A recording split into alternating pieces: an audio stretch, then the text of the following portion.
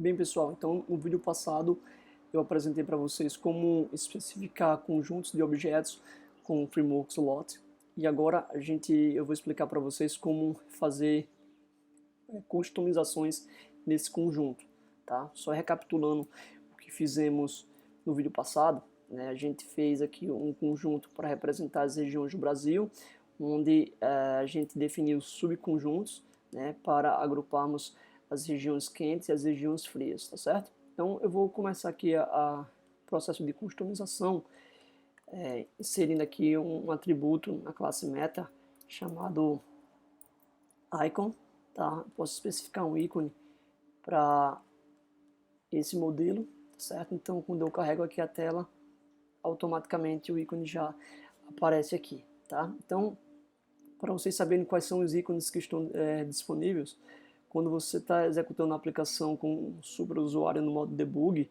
aparece esse ícone aqui, certo? Com a opção de ícones. Então aqui a gente tem uma gama de ícones da biblioteca Bootstrap, tá?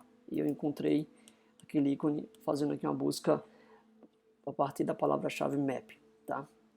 O framework ele permite utilizar outras bibliotecas de ícones, mas isso eu vou deixar para um vídeo específico sobre o assunto.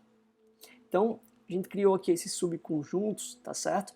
Então, aqui a gente consegue, por exemplo, buscar as regiões, né? E a gente pode também visualizá-las a partir de seus subconjuntos, né? Mas observe que, por exemplo, não faz sentido eu exibir essa coluna fria, certo? Em um subconjunto onde já trata sobre esse atributo, tá certo? Então o framework ele gera automaticamente essa tela, mas ele permite nós realizarmos algumas customizações. Então vamos a ela.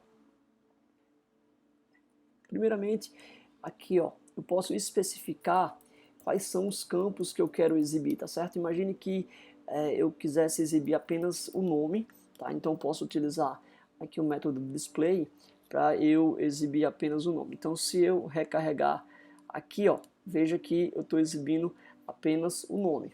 Tá? Então eu vou voltar, certo? Então aqui ele vai estar exibindo todos.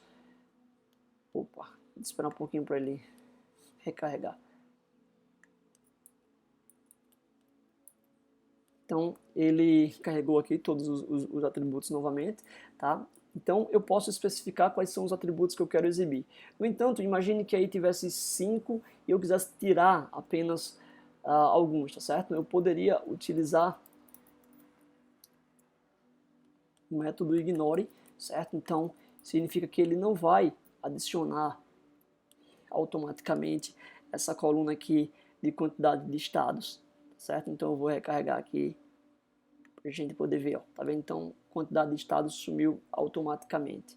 Então a customização que eu vou fazer para que esses subconjuntos ele fiquem mais intuitivos vai ser ignorar, certo? Eu vou colocar aqui, ó, ignore.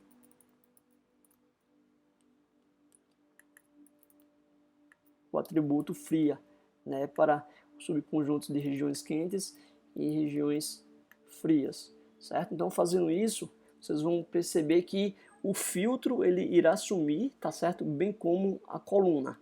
Eu vou clicar aqui em regiões quentes, certo? Então só aparece o nome e a quantidade de estados.